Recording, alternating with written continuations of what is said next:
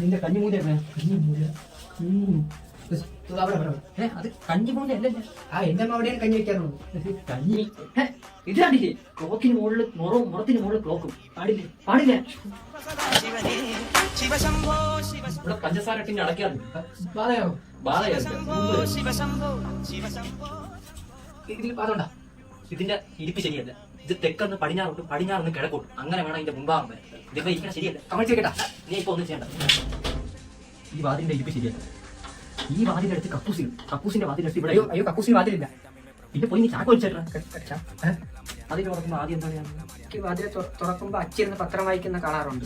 അതല്ല, ഈ വാതിലിൽ തുറന്നിട്ടതിന് ശേഷമാണ് ഇതിനകത്തേക്ക് ബാധ കയറി മുൻഭാഗത്തൂടെ. ഇനി അടച്ചിടാം. ഇനി അടച്ചിട്ട് എന്ത് കാര്യം? ഉള്ള ബാധയെല്ലാം കയറി കഴിഞ്ഞു. അപ്പൊ ഇതിന് പരിഹാരമൊന്നുമില്ലേ? പരിഹാരം നമുക്ക് തീരുമാനിക്കാം. അതിന് എനിക്ക് കുറച്ച് പലഹാരം എടുത്താൽ കഴിക്കാൻ വരുന്നത്. പരിഹാരമൊന്നുമില്ലേ? പിന്നെ എന്തിനാണ്